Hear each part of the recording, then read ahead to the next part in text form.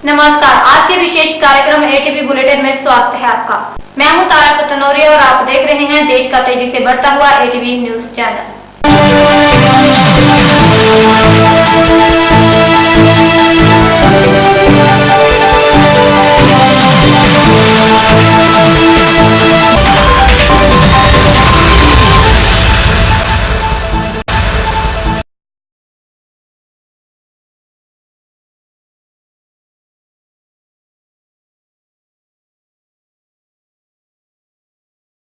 आइए रुख करते हैं खबरों की ओर। नए साल का जश्न देश भर में बड़ी धूमधाम के साथ मनाया गया। वहीं कानपुर में भी पुलिस अधिकारियों ने नए साल का आगाज केक काट कर किया और वहीं चालकों को नए साल की बधाई देते हुए शराब न पीकर गाड़ी चलाने का संदेश दिया। कानपुर पुलिस का एक नया साल शहर की सघन चेकिंग व्यवस्था के बीच गुजरा। पूरे देश में आईबी के हाई अलर्ट के चलते कानपुर शहर में सघन चेकिंग अभियान चलाया गया। शराब पीकर वाहन चलाने वालों को पुलिस ने हिरासत में लिया और उनके वाहनों को भी सीज कर दिया। वहीं कानपुर के पुलिस अधिकारी पूरे शहर में घूम घूम कर चेकिंग अभियान की समीक्षा करते नजर आए। अधिकारियों ने शहर वासियों से अपील की है कि वो शराब पीकर वाहन न चलाएं। ड्यूटी के दौरान ही पुलिस अधिकारियों ने न्यू ईयर का केक काटकर सेलिब्रेशन किया और पुलिस कर्मियों और आने जाने वालों को नए साल की शुभकामनाएं दी।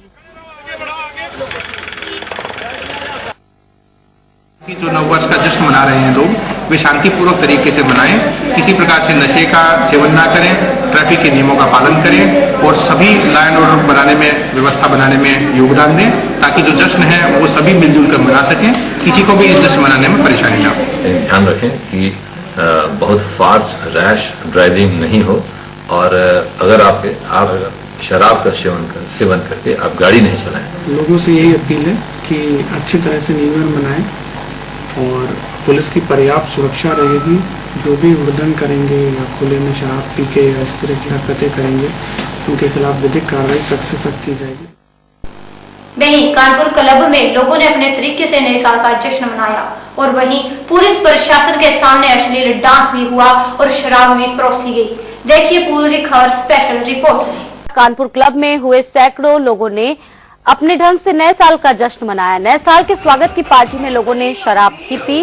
पार्टी में रंग तब और चढ़ा जब लोगों ने अश्लील डांस देखा। लोगों को अश्लील डांस परोसा गया और वहीं कुछ लोगों ने डांसर्स के साथ भी डांस किया।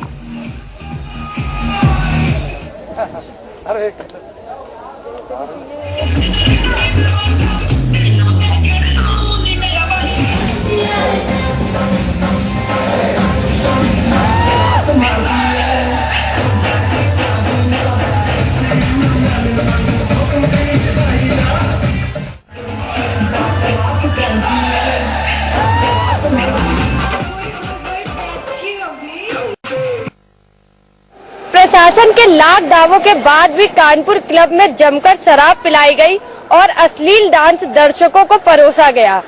इसमें प्रशासन के आला अधिकारी भी मौजूद रहे मगर उन्होंने किसी को रोका नहीं। जब प्रशासन ही शराब और शबाब का लुत्फ उठा रहा हो तो इस पर बंदिशें कौन लगाएगा। मुरादाबाद में शातिर पति पत्नी ने बंटी बबली की तर्ज पर एक बड़े शोरूम में चोरी को अंजाम दिया। इन्होंने शोरूम में क्या क्या चुराया और कैसे चुराया, देखिए इस खबर में। और पुलिस ने उन्हें अरेस्ट किस तरह से किया, देखिए इस विशेष रिपोर्ट में।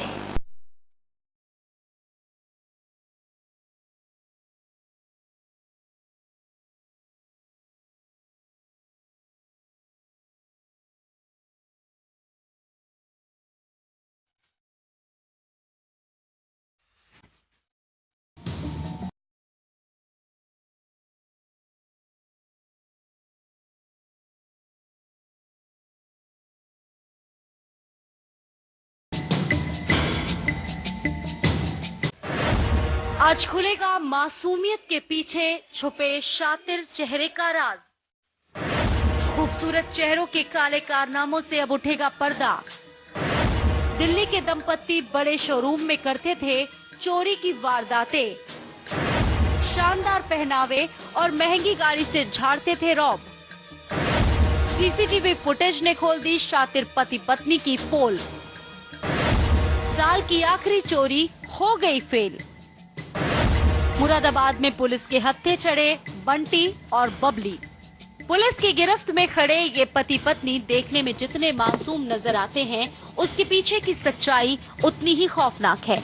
इनकी खूबसूरती में कई कारनामे भी छुपे हैं। ये है दिल्ली के रहने वाले हाई प्रोफाइल चोर नावेद, ज़ैनब उर्फ अर्चना। अपने शानदार पहनावे और महंगी गाड़ी के रौब के बल पर ये लोग बड़े शोरूम के लोगों को अपने झांसे में ले लेते थे। खरीदारी के बहाने ये शोरूम जाते और मौका पाकर महंगे मोबाइल उड़ा दिया करते थे। ये लोग खुद की कार से मुरादाबाद और आसपास के जनपदों में आकर मोबाइल की दुकानों में खरीदारी करने जाते थे और मौका पाकर दुकान में रखे महंगे मोबाइल सेट चुरा लेते थे। खूबसूरत और हाई प्रोफाइल युवा दंपति पर शक करने की हिम्मत शायद दुकानदार भी नहीं कर पाते और ये दोनों मोबाइल फोन लेकर फरार हो जाते। ये जोड़ी पिछले काफी समय से मोबाइल चुराने की घटनाओं को अंजाम देती थी। इनकी ये करतूत 27 नवंबर को तब सामने आई जब मुरादाबाद के सिविल लाइंस थाना क्षेत्र स्थित एक मोबाइल शोरूम संचालक ने 3 महंगे मोबाइल चोरी होने की रिपोर्ट थाने में लिखवाई। पुलिस ने मुकदमा दर्ज करके शोरूम की सीसीटीवी रिकॉर्डिंग चेक की तो आरोपी पति पत्नी का चेहरा सामने आया, जिसके बाद से पुलिस दोनों की तलाश में थी। पुलिस दोनों को तलाश करती कि उससे पहले ही ये लोग मुरादाबाद के कटघर थाना क्षेत्र स्थित एक मोबाइल शोरूम में मिले। दंपत्ति शोरूम में रखे मोबाइलों पर हाथ साफ करते उससे पहले ही वहां काम करने वाले एक युवक ने दोनों को पहचान लिया और पुलिस को सूचना दी, जिसके बाद पुलिस ने गाड़ी समेत दोनों को गिरफ्तार किया। सीसीटीवी में फुटेज है आपके? जो भी है। हाँ। मैंने नहीं देखा, अब देखा मैंने। हाँ। नहीं, पिछली बार का फुटेज है उसमें? जी, मोबाइल लेके जा रहे हो आप, वो फुटेज में है। इनका देखा, जो देखा मैंने माना। हाँ। लेकिन मैं उसको भी भरने के लिए तैयार। हाँ, तो ये देखने गए थे पर उन्होंने पीछे से पकड़ लिया था। मैं पिछली बार कहाँ से चोरी की थी मोबाइल? पता नहीं। कितने मोबाइल चुराए थे आपने? अपनी खूबसूरती और चालाकी के दम पर लोगों को चूना लगाने वाली ये जोड़ी अब कानून के शिकंजे में है। भले ही इनके चालाकी वाले कारनामे सीसीटीवी में कैद हों, लेकिन नावेद और उसकी पत्नी रो रो कर अपनी बेगुनाही को कुछ इस तरह से बयां कर रहे हैं। ये 2 लोग बताए जा रहे हैं, नावेद और ज़ैनब उर्फ अर्चना। ये लोग दिल्ली से आए हैं यहाँ पे और इनके कोई रिश्तेदारी है कटघर में, जैसा ये बता रहे हैं। और जितना अभी तक पूछताछ से पता चला है कि ये लोग प्रोफेशनल चोर हैं। यहाँ पे इंडिका गाड़ी से आए हैं और ये लोग मोबाइल शोरूम्स में देखने के बहाने या किसी अन्य बहाने से ये लोग घुसते हैं और मोबाइल की चोरी करके फिर चले जाते हैं। फिलहाल इस शातिर बंटी और बबली के साल की आखिरी चोरी फेल हो गई है और अब महंगी गाड़ी में एसी का मजा लेने वाली ये जोड़ी जेल की हवा खाएगी। लखनऊ में लोकबंधु राजनारायण की पुण्यतिथि मुलायम सिंह द्वारा बड़ी शानदार तरीके से मनाई गई। मुलायम सिंह ने पार्टी कार्यकर्ताओं के साथ मिलकर पार्टी कार्यालय में विचार गोष्ठी का आयोजन किया, जिसमें सभी ने बढ़ चढ़कर भाग लिया। लखनऊ में लोकबंधु राजनारायण की 29वीं पुण्यतिथि पर उन्हें याद करते हुए मुलायम सिंह यादव ने पार्टी कार्यकर्ताओं और नेताओं को चुगलखोरों से सावधान रखने की अपील की। पार्टी दफ्तर में आयोजित एक विचार गोष्ठी में बोलते हुए मुलायम सिंह यादव ने कहा कि चुगलखोरों के कारण ही राजनारायण और चरण सिंह में नफरत पैदा हुई थी। बिखरे समाजवादियों को जोड़कर उन्होंने सपा बनाई है, इसलिए जरूरी है कि पार्टी को आगे बढ़ाया जाए। अकेले हिंदुस्तान के में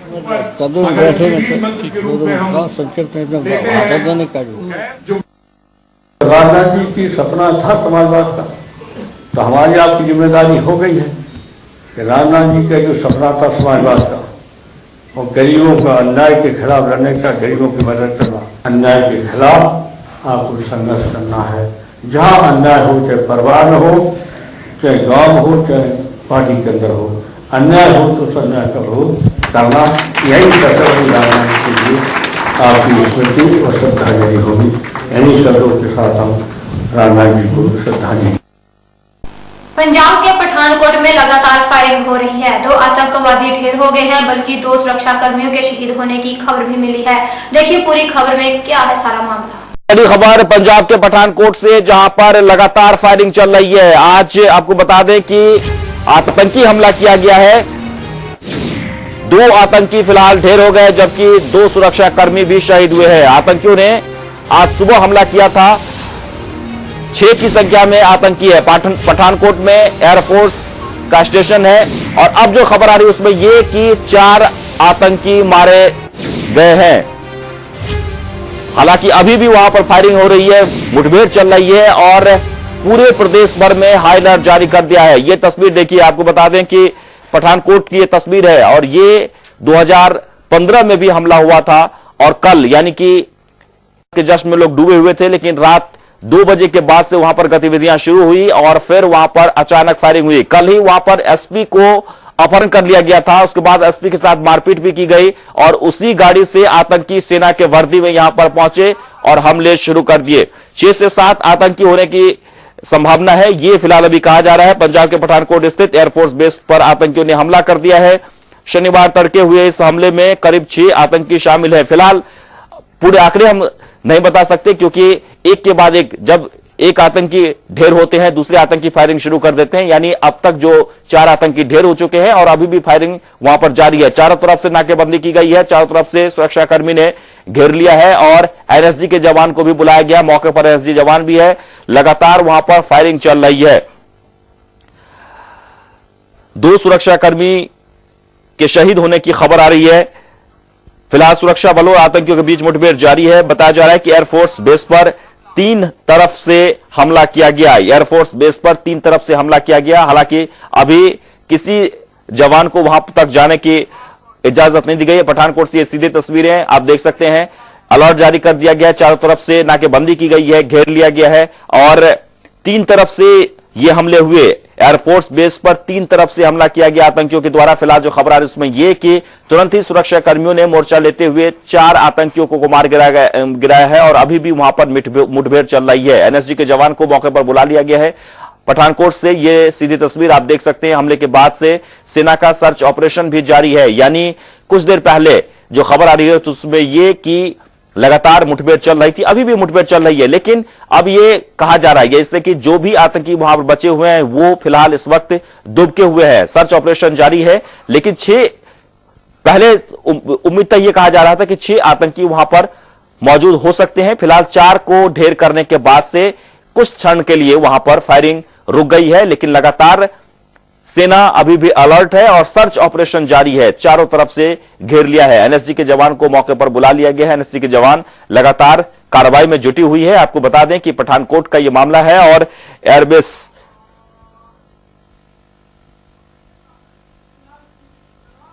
एयरफोर्स बेस पर यह आतंकी हमला हुआ है और ये बड़ा हमला हो सकता था।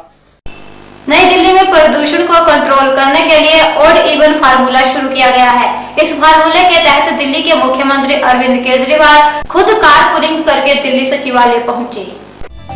आज से दिल्ली में 15 दिन की ट्रायल के लिए ऑड इवन फार्मूला लागू हो गया। इस फार्मूले के तहत आज दिल्ली में सिर्फ ऑड नंबर की गाड़ियां निकलेंगी। अरविंद केजरीवाल खुद कारपूल करके दिल्ली सचिवालय पहुंचे। इसके साथ आपके मंत्री विधायकों ने बाइक व साइकिल से दिल्ली सचिवालय पहुंचे। ऑड इवन को सीएम केजरीवाल ने सफल बताया।